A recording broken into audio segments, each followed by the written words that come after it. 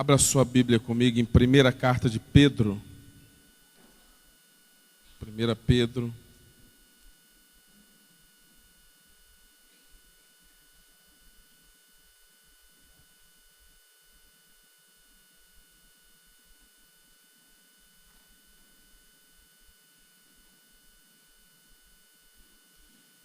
Quem achou a primeira carta de Pedro, diga amém.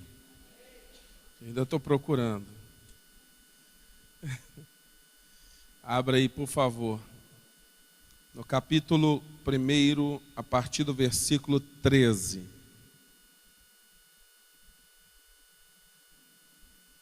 O texto está falando sobre santidade. Santidade na vida. Eu quero falar sobre algo hoje que é uma palavra também de prevenção. Diz um ditado aí fora que devemos antes prevenir do que remediar. Também vai ser uma palavra de prevenção. Diz assim o texto: por isso, cingindo o vosso entendimento, sede sóbrios, e esperai inteiramente na graça que vos está sendo trazida na revelação de Jesus Cristo. E como filhos da obediência, não vos amoldeis às paixões que tinhais anteriormente na vossa ignorância.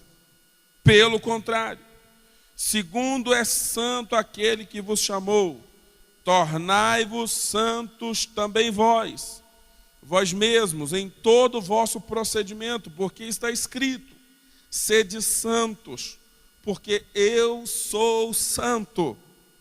Ora, se invocais como Pai aquele que sem acepção de pessoas julga segundo as obras de cada um, portai-vos com temor durante o tempo da vossa peregrinação, sabendo que não foi mediante coisas corruptíveis, como prata ou ouro, que fostes resgatados do vosso fútil procedimento que vossos pais vos legaram, mas pelo precioso sangue, como de cordeiro sem defeito e sem mácula, o sangue de Cristo, conhecido com efeito antes da fundação do mundo, porém manifestado no fim dos tempos, por amor de vós, que por meio dele tendes fé em Deus, o qual o ressuscitou dentre os mortos e lhe deu glória,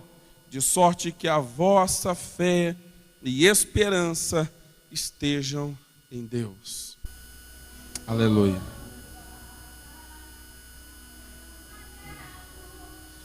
Diga comigo: santidade fala de uma vida separada, consagrada, dedicada a Deus. Se nós vamos um dia morar no céu, nós vamos ter que viver uma vida em santidade todos os dias em que estivermos nessa terra. Só vai morar no céu quem é santo.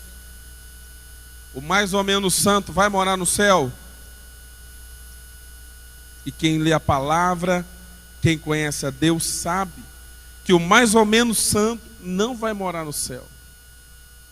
Existe uma batalha espiritual muito grande nesses últimos tempos para tornar a igreja de Jesus mais mundana possível, menos apaixonada possível, mais flexível o possível quanto ao pecado, para que o pecado não seja tão pecado nada, e a gente nem fica assustado mais, porque algum pastor está adulterando, está caindo adultério, porque algumas pessoas estão fazendo coisas horríveis por aí, e a gente está percebendo isso. Hoje já é comum algumas igrejas, até mesmo, e esse é um exemplo pesado que eu vou dar porque é necessário, de lideranças religiosas que cometem horrores na área de pecado e ainda continua tendo muitos seguidores, porque a igreja flexibilizou demais.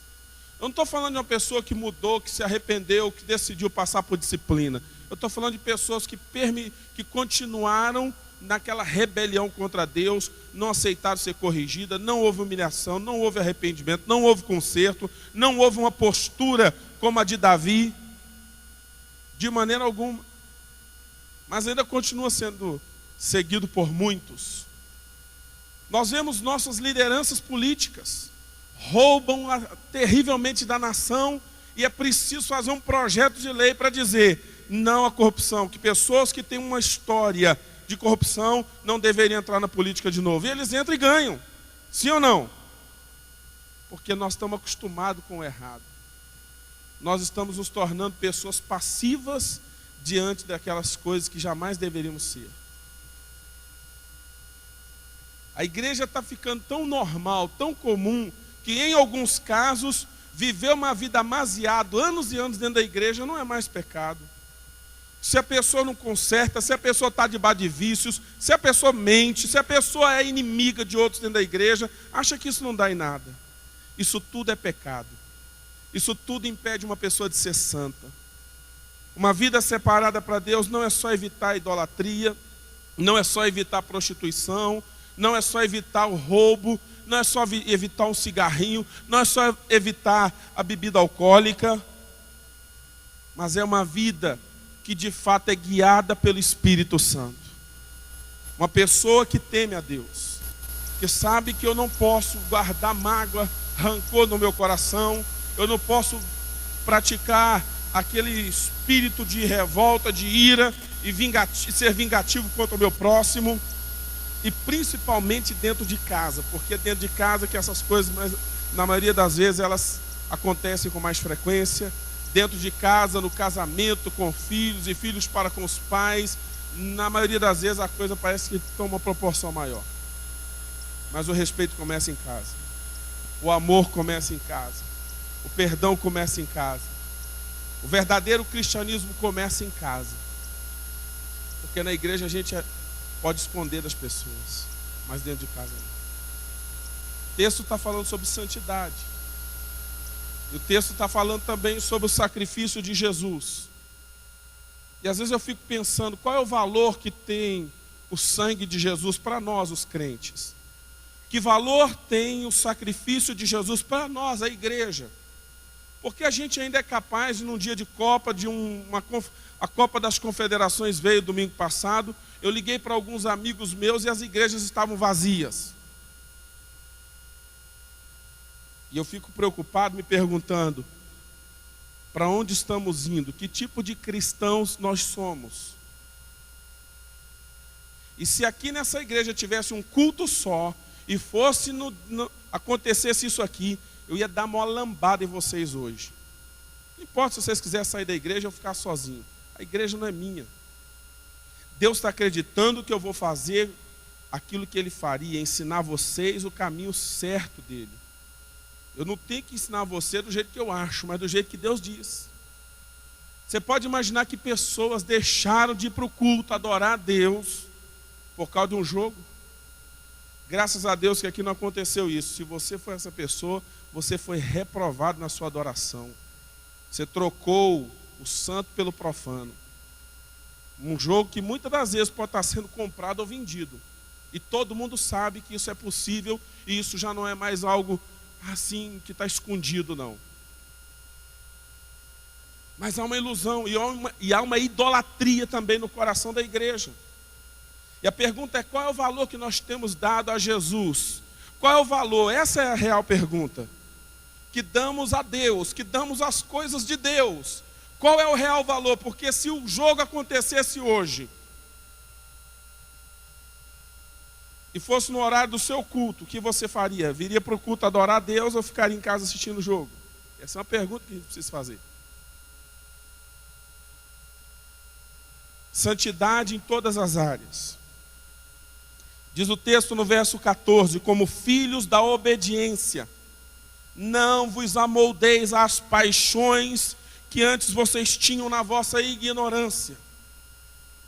Agora, como filhos dessa obediência a Deus, nós estamos submissos a Deus ou não estamos? Essa é a questão. Estamos de fato obedecendo a Deus? Porque o que Deus Ele requer de nós é verdadeira obediência. Eu mandei uma mensagem para os meus discípulos ontem à noite. Mandei para uma pessoa principalmente. Eu ministrei para a vida de uma pessoa e ela disse para mim: a minha dificuldade é muito grande, o senhor não sabe o quanto isso tem sido difícil para mim. Eu quero, mas eu estou preso ao pecado. Eu falei para ele algumas coisas muito fortes sobre isso, muito sérias sobre isso. E cheguei em casa e ali orando por ele, mandei uma mensagem e disse: meu irmão, negar a si mesmo é uma exigência de Jesus para aqueles que querem segui-lo. Vocês estão aqui? Jesus disse: se alguém quiser me seguir, o que é que tem que fazer? Negue-se a si. Mas essa é a parte ruim do cristianismo. Porque negar a si mesmo é negar a vontade da carne. Negar a si mesmo é recusar fazer o que a carne quer que eu faça. É renunciar. É dizer não para o pecado. Isso é negar a si mesmo. E às vezes isso requer muito esforço. Isso dói. Implica em não agradar a mim mesmo, mas agradar aquele que morreu por mim na cruz do Calvário, que deu a vida por mim, pecador miserável que era. Essa é só uma das coisas que está aflorando, porque isso só está revelando o que aconteceu domingo em várias igrejas que eu liguei e eu aplaudi aqueles que vieram para o primeiro culto, porque tinha uma opção. Então fizeram a opção. Mas eu quero te dizer uma coisa. Pare e pense numa coisa aqui. Se você veio para o culto, mas a sua mente não estava aqui, você estava aqui em corpo presente, mas a mente lá, então você ainda assim precisa reavaliar isso. Porque já imaginou se o Espírito Santo quisesse derramar um Pentecoste aqui domingo passado, no primeiro culto? Eu tenho certeza que ele não ia poder fazer isso com muitas pessoas, porque antes de terminar o culto já estavam lá fora. Olhe para o irmão que está do seu lado e diga: não seja idólatra. Idolatria não é só adorar a Aparecida, não é só adorar o Santo Antônio, que não é santo nada, aquilo ali é uma imagem de escultura. Santo é aquele que entregou a vida para Jesus Cristo, o Filho de Deus, teve os seus pecados perdoados e vive uma vida na presença de Deus. E ainda que peque, se arrepende e volta a andar na presença de Deus, a obedecer a Deus. Esses são os santos da Bíblia. Mas qualquer outra imagem de escultura, e esses dias eu passando ali na frente da igreja católica, eu vi lá a festa da Santa Paulina. Eu falei: só pode ser a irmã do apóstolo Paulo, que eu nunca vi essa na Bíblia. Deve ser irmã ou esposa, sei lá. Chega a ser engraçado, desculpa. De vez em quando eu tenho que bater na idolatria um pouquinho para a gente se acordar também, porque a idolatria também leva para o inferno. Diz a Bíblia, inclusive em Apocalipse, capítulo 21, versículo 8, que os idólatras não vão herdar o reino de Deus, eles vão para o lago de fogo. E às vezes a gente fica com medo de falar disso. Nós temos que falar sobre toda a verdade da Bíblia. Toda a verdade. Preste atenção. Às vezes eu fico observando algumas coisas, como nós estamos nos tornando idólatras. Oi, o mundo tem o ídolo do futebol. O nosso único ídolo tem que ser Jesus Cristo, o Filho de Deus. Ai, Neymar, que eu quase morro quando eu vejo. Que negócio é esse, meu irmão? Olha para esse irmão que está do seu lado aí. Se for homem, olha mais sério ainda. Fala: meu irmão, o teu ídolo é só Jesus. Diga: somente Ele é digno do seu amor, é digno do seu louvor, da sua adoração, de todo o seu esforço, da sua renúncia. Por favor, não adore a nenhum outro que não seja Jesus. Quem entendeu, dê um aplauso ao Senhor.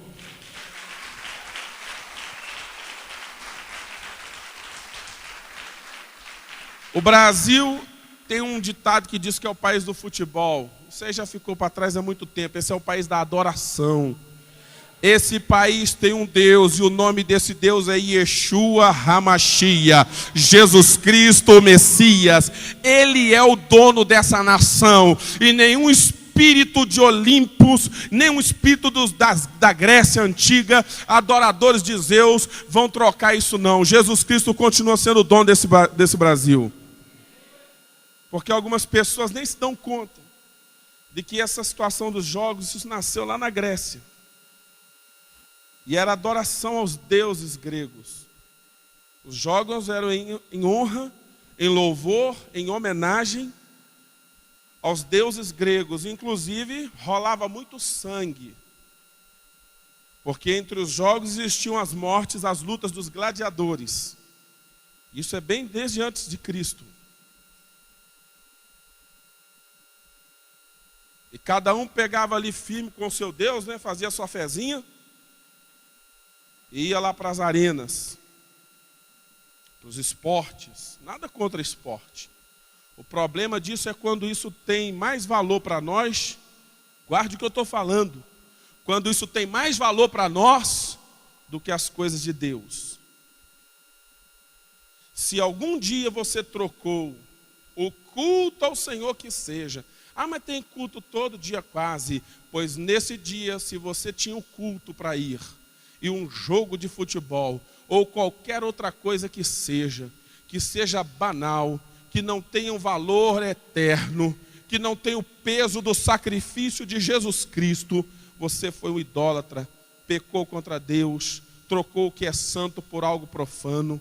E a Bíblia nos dá exemplos de sobra, inclusive nos falando em Hebreus capítulo 12, que nós não devemos ser como foi Esaú, que foi profano, porque ele negou a bênção, que era o direito de primogenitura, por um prato de lentilha. Eu me converti na fé num tempo em que se falava muito sobre isso. Eu quero dar uma mensagem preventiva. Se a Copa acontecer, assista depois, no dia de culto, no horário de culto. O mais importante é o meu Jesus, o vencedor, aquele que me tirou do império das trevas. Eu era um escravo. Se você nunca teve uma visão de como você era, quem era você precisaria ter. Porque é até complicado. Tem gente que o amor deles por Jesus é muito superficial. Eu estou bicudo porque o irmão me tratou mal, não vou mais para a igreja. E o preço que Jesus pagou na cruz por você, crente, não valeu nada não, abençoado? Eu estou muito magoado, o apóstolo falou um negócio na igreja, eu também não vou mais para o culto. É assim que funciona? Então você não entendeu ainda o que é realmente ter entregue a vida para Jesus Cristo, o Filho de Deus. Meus irmãos, que evangelho xoxo foi esse que pegou você? Eu espero que não tenha sido aqui esse lugar que tenha pregado para você um evangelho tão água com açúcar, porque Jesus Cristo ainda tem que ser, e continua sendo, e só aceita ser o dono da nossa vida se Ele for o número 1 da nossa vida. Amar a Deus sobre todas as coisas é também nestas pequenas coisas. É no momento que um rapaz quer namorar com você, minha irmã, e ele não é filho de Deus, ele não é nascido de novo, ele não é crente, ele não tem um temor de Deus, ele não teme a Jesus, ele não tem as marcas da promessa, as marcas de um filho de Deus. Mas ele é bonito, ele tem dinheiro, pode ter o que for. Ele não tem o sangue de Jesus nos umbrais da alma dele. Ele não teme a Jesus.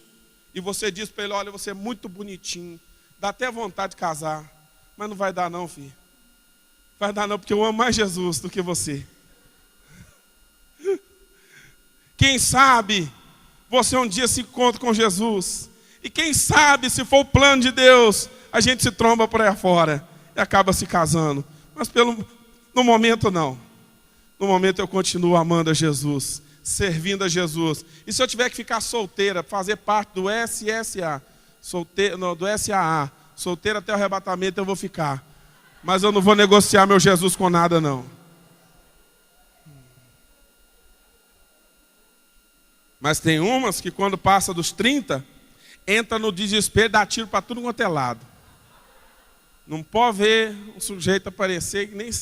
Não, pastor, o senhor tem que saber, ele é bom, ele é bonzinho, ele estuda lá não sei aonde. Essa não é a questão, é se ele tem Jesus Cristo como único Senhor da vida dele. Se ele é filho de Deus, se o nome dele está escrito no livro da vida. Se ele tem temor de Deus, se ele é um batizado do Espírito Santo. Essa é a questão. Olha, irmãos, o que eu estou falando aqui hoje não tem a ver com a Copa em primeiro lugar. Tem a ver com o valor que a gente está dando à nossa fé. Tem a ver com o valor que nós damos ao sangue de Jesus derramado por pecadores como nós. Tem a ver com o valor que nós damos às coisas de Deus, irmãos. Essa é a questão. Copa é pequeno perto do que Deus faz em nós e por nós. Nós temos que usar essa Copa aí para pregar o Evangelho mesmo, como o Jafé falou aqui. Utilizar dessa oportunidade que virão muitos a esse país e com a intenção, inclusive, de pecar bastante, viu? Pensa que estão vindo aqui só para passear, não. Vem muita gente com maldade no coração, querendo realmente descarregar as maldades deles, tudo aqui. Então é um tempo para a gente orar muito. O Brasil já está sendo sacudido aí, o negócio nem começou. Os aeroportos tudo arrebentados, 12 milhões dos cofres públicos investidos em estádios. Isso é o que aparece, né, para a gente, né? Isso é o que aparece. Muito dinheiro desviado. E os impostos só. Isso nos faz, o pastor Gerson está ali, um grande estudioso, ele sabe o que eu estou falando aqui, não é historinha de carochinha. Isso me faz lembrar a maneira como os reis romanos, os imperadores, conduziam algumas das suas políticas. Chamada política pão e jogos. Dê pão e dê jogos para as pessoas, dê diversão para elas. E o pão era distribuído nos estádios. Nos estádios. E a população ia para lá para ver um matando o outro ali. Os gladiadores lutando. E ali eles comiam o pãozinho, enchiam a barriga, riam, divertiam vendo as pessoas morrendo. E os impostos, e o Senado só roubando. E a população e a nação sofrendo. E era uma forma de também, de certa maneira, de não fazer com que as pessoas se preocupassem tanto com a maneira como eles estavam conduzindo a nação, o império. E as pessoas sofrendo. Então nós temos que orar pelo nosso país. E nós temos que orar pela igreja. E nós precisamos ser um modelo de crente. Eu já falei isso em outros momentos. Você tem uma ideia, os jogos que aconteceu agora, nunca aconteceu 7 horas da noite um jogo desse. Num dia de domingo, foi só para experimentar os crentes. E deu prova de que muitos não são crentes para valer. Por quê? Porque em vez de vir para adorar Deus, porque aqui tem 2 cultos, mas tem muitos lugares que não tem 2 cultos. Aqui tem 2 cultos, então tem opção. Tem muito lugar que é um culto só. Eu liguei, como é que foi o culto aí, irmão? Ah, pô, estava vazia a igreja. É brincadeira, hein? Liguei para o outro pastor. Tinha só um culto lá. Ô Benção, como é que foi domingo aí? Estava cheia a igreja? Ô apóstolo, não estava não, viu? Acho que o pessoal, por razão do jogo, não vieram para a igreja, não. Falei, liguei para mais um. Ô meu amado, como é que foi domingo aí? Ah, apóstolo, estava vazia a casa do Senhor. Tem que chorar. É, Deus. Nós estamos precisando de conversões dentro da igreja. Nós vamos orar. Nós estamos nos deixando levar pelas coisas desse mundo. Não tem problema de jogar a bolinha não, irmãos. Tem nada, não é pecado de chutar. Não é o ovo do diabo, não. E se for, chuta com força. Para ver se dói logo. Chuta mesmo. Eu até gosto de jogar bola. Eu estou meio fora de forma, só um pouquinho também. A questão é, eu não posso trocar as coisas de Deus. Eu não posso dar menos valor ao espiritual, às coisas do céu, às coisas do Senhor, às coisas desse mundo. Não posso. Então que você guarde o seu coração. Fique atento. Poxa vida, o apóstolo deu uma palavra de prevenção. Se caso acontecer, saiba que eles estão correndo atrás de uma coroa. Estão correndo atrás de uma coroa corruptível. O Paulo vai falar isso. Abre lá, eu quero ler com você mais alguns textos, mas eu acabei simplesmente citando alguns. Eu vou ler esse aqui para a gente já orar. Nós já vamos ceiar. Mas que essa palavra toque o seu coração. 1 Coríntios capítulo 9. O Paulo usa o exemplo dos jogos que aconteciam para ilustrar a nossa corrida espiritual, para ilustrar como deve ser a nossa conduta espiritual. Então ele usa o exemplo dos jogos que aconteciam naquela época, os jogos gregos. E ele vai dizer em 1 Coríntios capítulo 9, verso 24. Diz assim: não sabeis vós que os que correm no estádio, todos na verdade correm, mas um só leva o prêmio. E aí ele diz: correi de tal maneira que o alcanceis. Diga assim comigo: Jesus, eu vou correr, eu vou me esforçar de tal maneira, irmão, significa que nós vamos fazer todo o possível, tudo que for possível, tudo que depender de mim.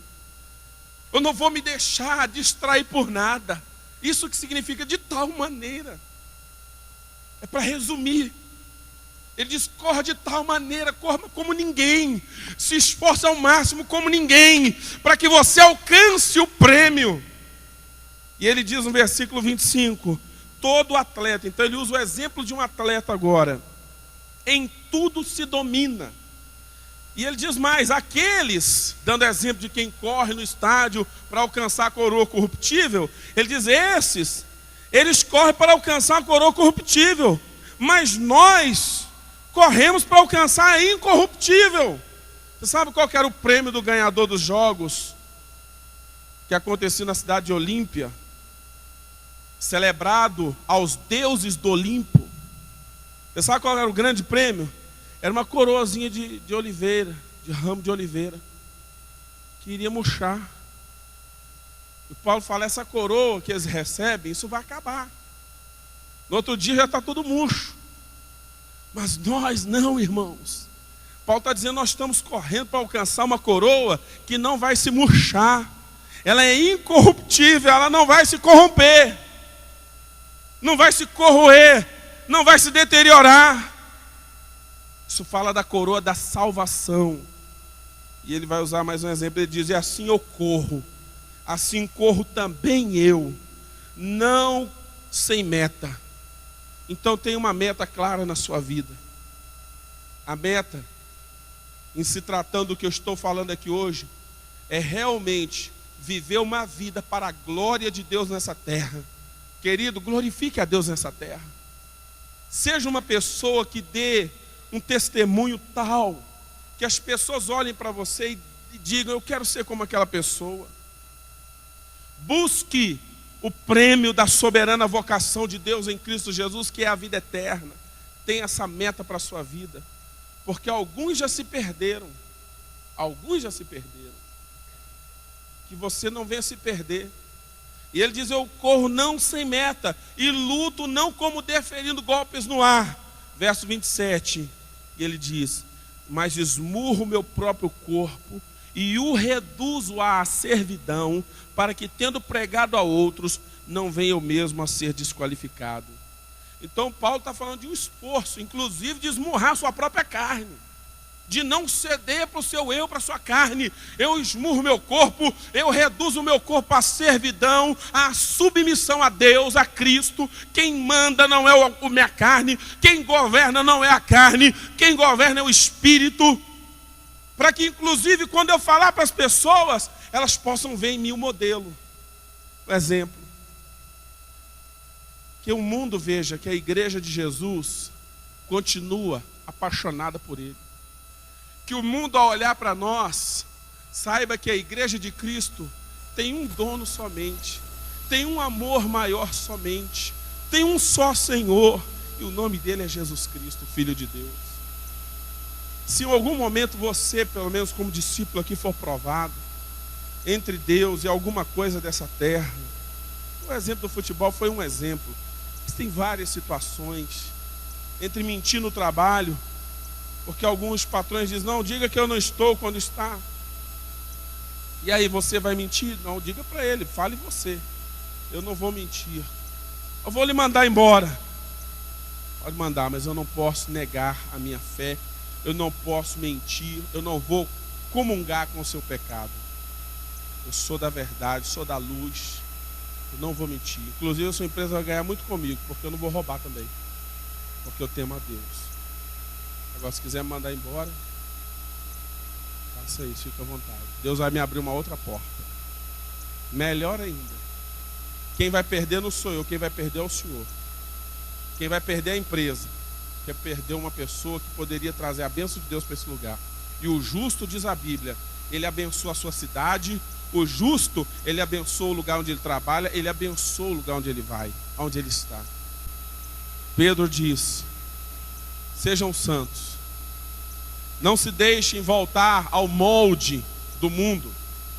Não se deixem amoldar às paixões. Não deixem-se dominar pelas paixões de novo. Como é santo aquele que chamou vocês, sejam santos em todo o vosso procedimento.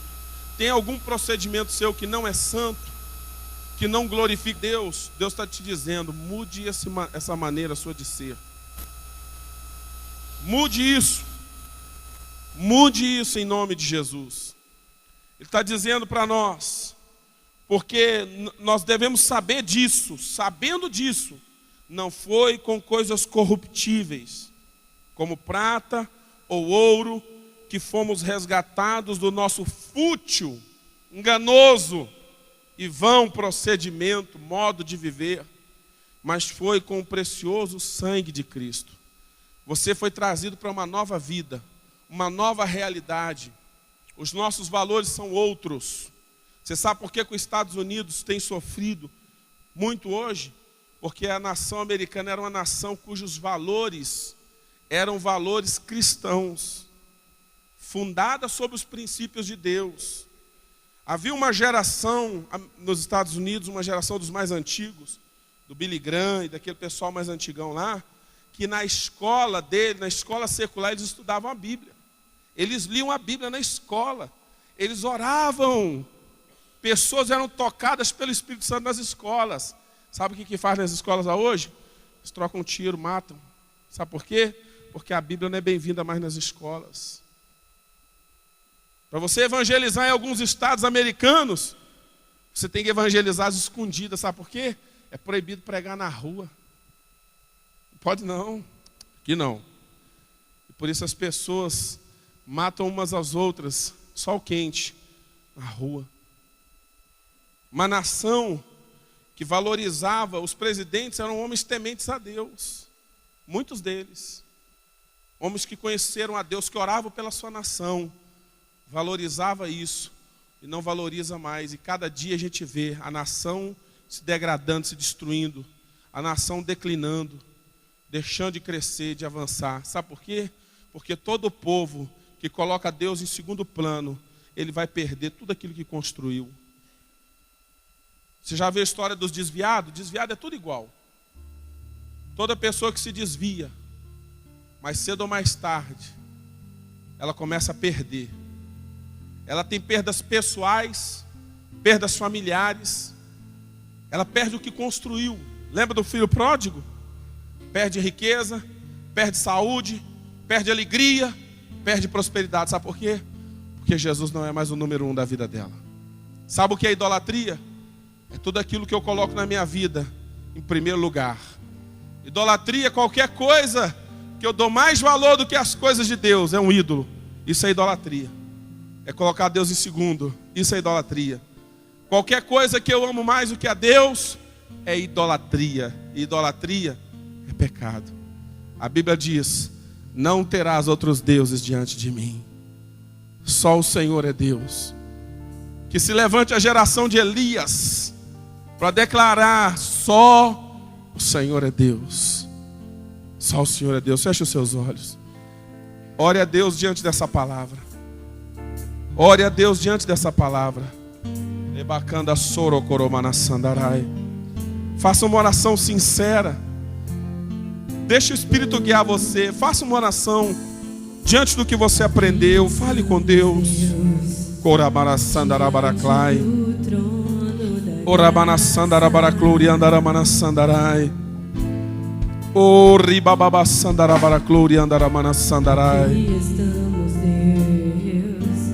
Deus, tem misericórdia de nós como nação brasileira, como igreja do Senhor nessa nação, Pai. Aqueles que são luz, que é para brilhar, que essa luz não se apague, que é para ser a diferença, que essa diferença, ó Deus, não venha se tornar comum ou igual ao mundo, que haja diferença sim, que o nosso comportamento seja diferente, a nossa vida seja diferente, nossos valores são outros.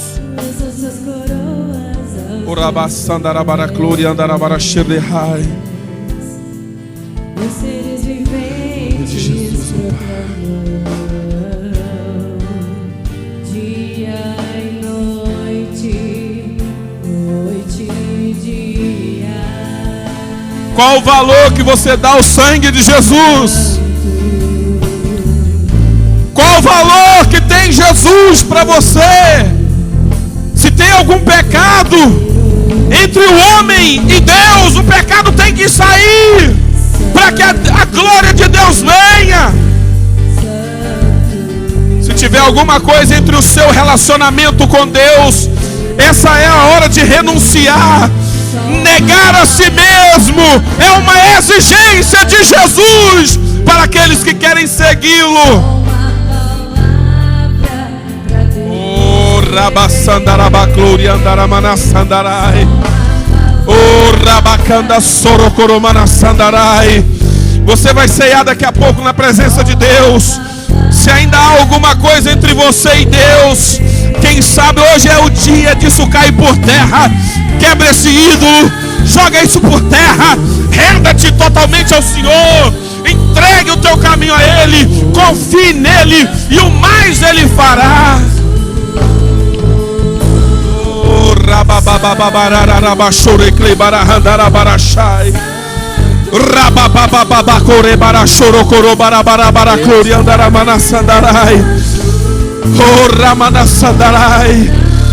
Ouça, Israel, o Senhor vosso Deus é o único Senhor. Amarás, pois, o Senhor teu Deus de todo o teu coração, com todas as tuas forças, com todo o teu entendimento. O Ramana Sandaraia, Rabacalabara Xerebaraclaia, o Rabababababababababababababas. Não há outro igual, não há outro que se compare, não há Deus semelhante ao nosso Deus. Ai! Oh! Tu és santo, santo. Declare, Deus, tu és santo, santo, Deus poderoso. Deus poderoso, declare, adore e glorifique-o. Santo, santo, santo, santo. Deus poderoso. Calabarabacandarabara xerebaraclaia. Ouve igual, só tu és santo, santo. Deus não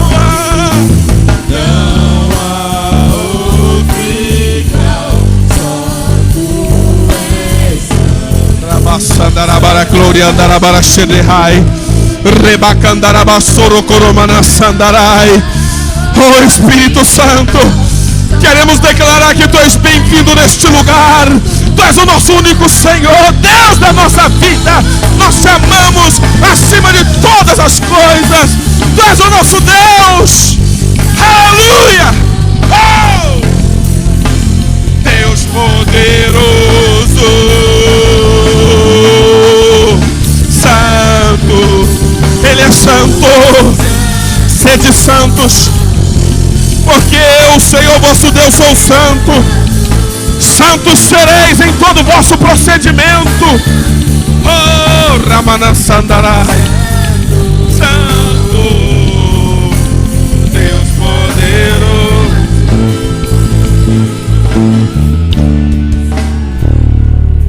Em Deuteronômio capítulo 6, há uma declaração que é conhecida como o Shema Israel. Shema Israel significa: ouve, ó Israel. E a declaração do Shema Israel diz: ouve, ó Israel, o Senhor, o nosso Deus, é o único Senhor. Amarás, pois, o Senhor teu Deus de todo o teu coração, de toda a tua alma e de toda a tua força. E estas palavras que hoje te ordeno estarão no teu coração. Tu as inculcarás a teus filhos, e delas falarás assentado em tua casa, e andando pelo caminho, e ao deitar-te e ao levantar-te. Também a atarás como sinal na tua mão, e te serão por frontal entre os olhos, e as escreverás nos umbrais de tua casa e nas tuas portas. O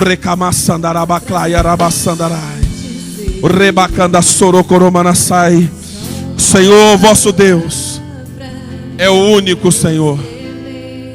O Senhor vosso Deus é o único Senhor. Levante a sua adoração.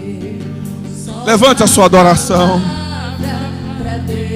Deus ainda está à procura dos verdadeiros adoradores, que o adoram em espírito e em verdade. Oh, rabababababababá. Deus poderoso, oh, santo, declare santo, Deus poderoso. Deus poderoso, não há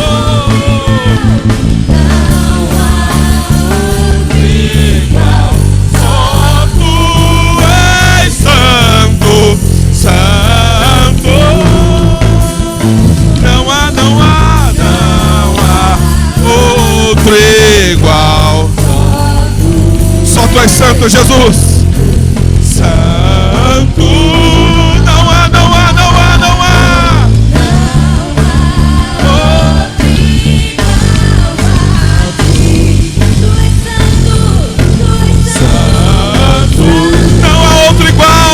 Declare, não há outro igual. só tu és. Levante suas mãos, declare, não há outro igual, não há outro, diga, não há outro igual. Só tu és.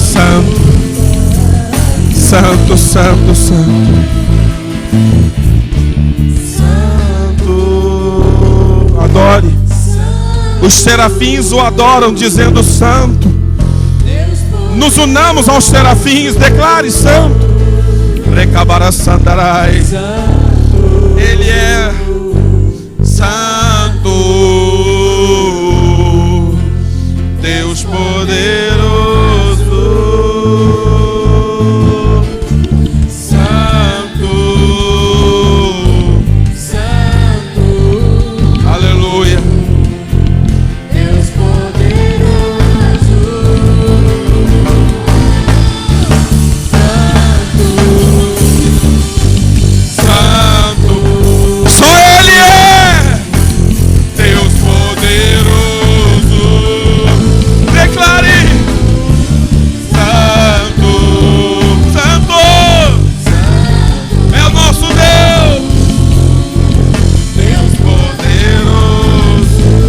Levante suas mãos, diga comigo: Jesus, Tu és o único Senhor, Salvador, o meu amor.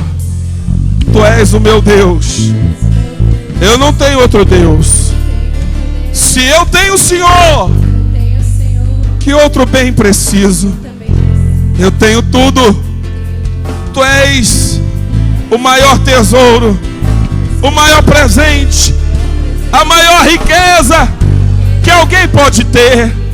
Eu te amo. Tu és o meu amor maior. Eu te amo, Jesus. Eu não vou trocar o Senhor por qualquer outra coisa. que seja, eu não vou trocar a minha adoração por qualquer outro momento, por qualquer outro evento.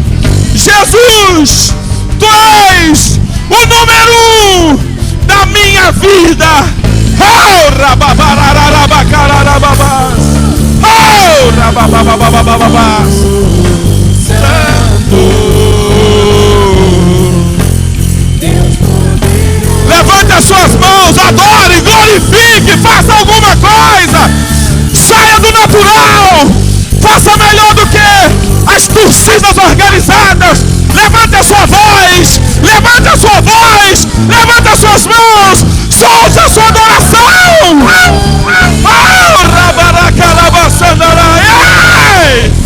Ele somente é santo.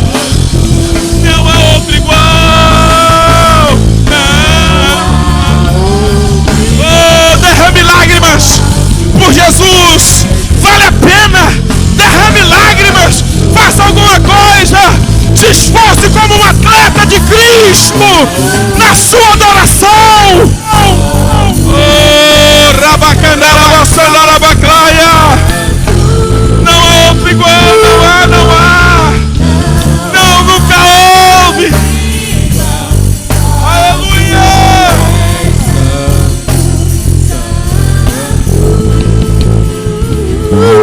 Aleluia.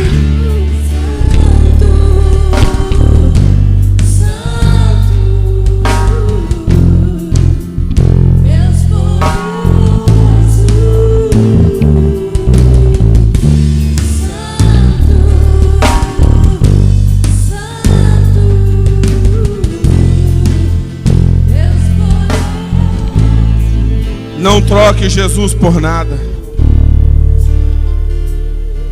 Algumas pessoas o trocaram. Alguns trocaram inclusive a comunhão com Deus por causa de algumas coisas que não vão trazer nenhum benefício à sua vida. Tem gente que trocou a comunhão com Deus por causa de falta de perdão. Tem gente que trocou a santidade de Deus por causa de pecado, por causa de mulher, por causa de alguma área de fraqueza. Deus está te falando hoje. Deixa eu voltar a ser o número 1 da sua vida. Me faça o Senhor absoluto da sua vida. Não dá para negociar. Não dá para ser só 90% de Jesus, irmãos. Se alguém falou que dá, mentiu para você. Não dá. Isso é mentira. Só dá se for 100%. É 100%. 100% dele. Totalmente santo, separado, consagrado. Vida totalmente rendida a ele. Esse é o chamado para a igreja. Esse é o chamado de Jesus para nós. Oh, Rabassanda Cloura Manassai. Não pare de orar, não pare de adorar. Nós vamos sair daqui hoje com lágrima nos olhos. Nós vamos sair daqui hoje adorando. Nós vamos terminar esse culto diferente hoje. É uma noite especial. Oh, Remanassai. O Cordeiro é exaltado neste lugar. Ele é exaltado através da sua vida. Adore o Cordeiro, exalte o Cordeiro. Ele morreu, mas ele vive, ele ressuscitou. Tudo isso por amor a nós. Oh, Rabacanda Sorocoromana Sandarabaraklaia. Digno que foi morto. Santo ele é. E nós o adoramos. Calabaracarabara Sandarai. Oh, sobre o trono. Anjos cantam e nós nos unimos aos anjos. Santo, Santo, Santo, Deus Todo-Poderoso, e era e é e há de vir. Calabaraçandarai. Santo, Santo, diz ao Rei dos Reis: és todo para mim e eu te adorarei. Levante a sua voz, levante a sua adoração. Não se deixe distrair por nada. Adore-o, adore, adore. Glorifique a Deus. Levante a Ele louvores.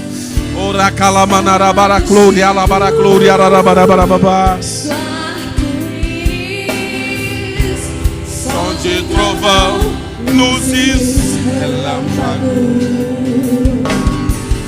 louvores, e glória, força e poder para sempre, ao único Rei eternamente.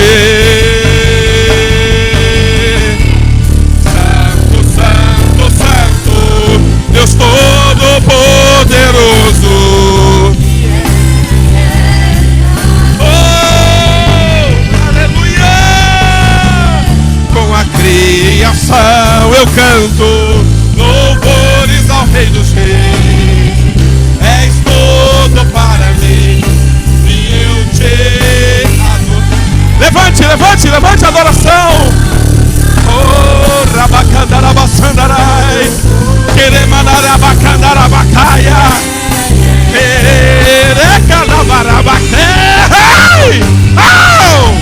Com a criação eu canto louvores ao Rei dos Reis. Ele é tudo para mim, Senhor. Tu és tudo para mim e eu te adorarei.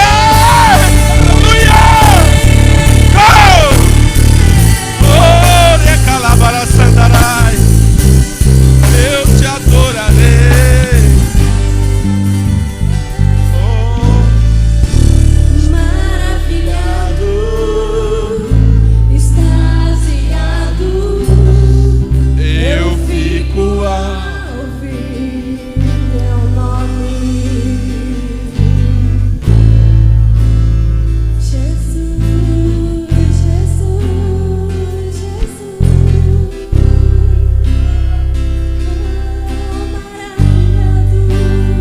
maravilhado. Maravilhado, extasiado, eu fico a ouvir teu nome. E Jesus, teu nome é força, é fôlego de vida misteriosa. Água viva, Aleluia!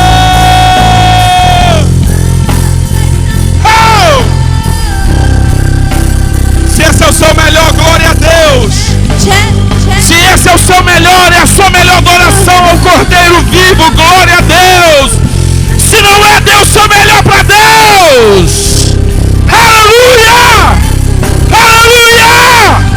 Oh! Ai! Ai! Rabarababás! Oh! Rabababás! Que era e é a bebê. Oh! Com a criação eu canto louvores ao Rei dos Reis. És tudo para mim. eu te adorarei. Aleluia.